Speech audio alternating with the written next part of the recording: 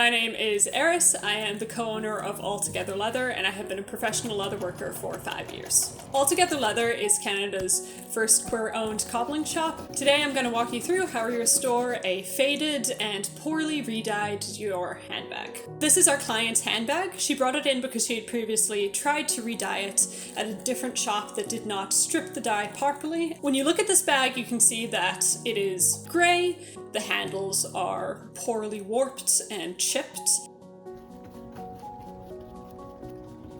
This Dior bag is leaking dye, and so we are going to have to deglaze it. To start, we will need to prep this bag by taping off all portions that we do not want to get dye on. To strip the bag, we will start by putting on our safety equipment. Deglazer is a very strong chemical that is formulated to remove sealant coats and previous dye layers from leather.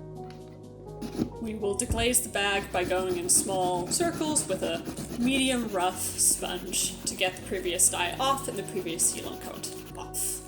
We need to evenly distribute the deglazer over the bag to ensure that the dye will evenly go back into the bag after the fact. We're using a professional oil tan dye formulated for leather. It is better than alcohol-based dyes as it gives a more even coverage. We will be using a paintbrush for all of the quilted areas to make sure we get the creases, and a wool dauber for the bottom where it is even leather.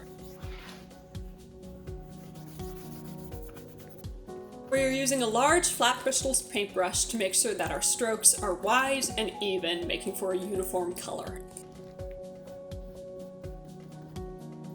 Interiors of bags pose challenges because you are not able to dye liners, and so you have to make sure that you don't hit the liner, which is why we protect it with tape.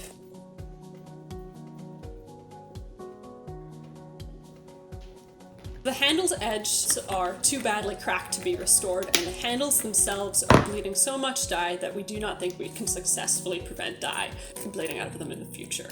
We are going to remake them instead. To remove these handles, I'm going to pop these rivets using strong, sharp side cutters and bolt cutters.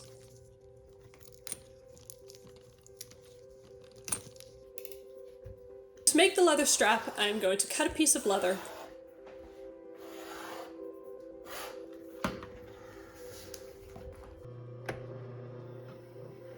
put it through my bell skiver, which is a machine that thins leather out,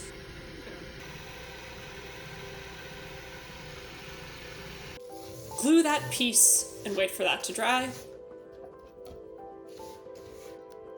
and then fold that piece over onto itself.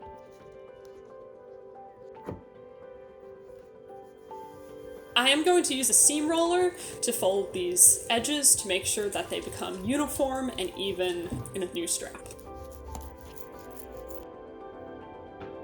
To remake these handles, I will be using an Italian calfskin leather in the same grain as the original bag.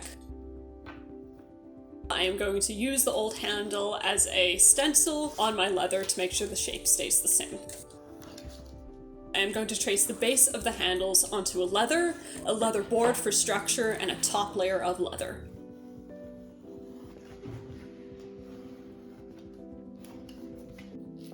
I'm then going to glue them all together, making sure that no air bubbles are in the glue.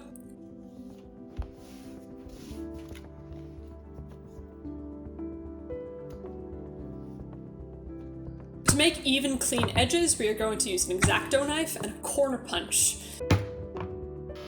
I'm going to sand the edges of these handles to make sure that they are perfectly even, so that when I put on my edge coat, no burrs or bumps are shown.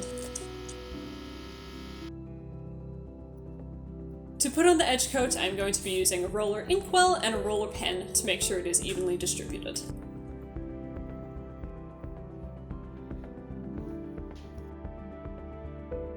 To place the handle to the strap, I will be using some double-sided tape to ensure it does not move while I sew it.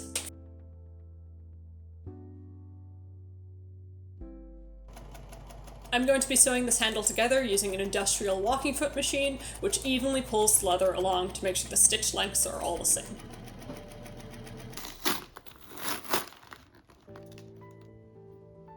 Now I am going to apply an acrylic leather sealer to ensure that the dye does not leak onto the customer and to also waterproof the bag. Now we are going to use a leather punch and a leather rivet setter tool to punch a hole into the handles and to put rivets through and set them.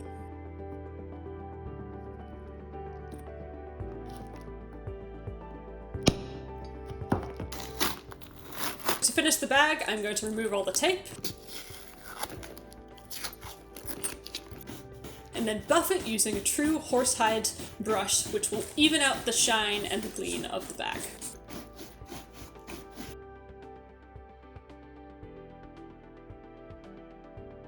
Our customer was thrilled with the end result of this bag. She is extremely happy to have her handbag back in her wardrobe.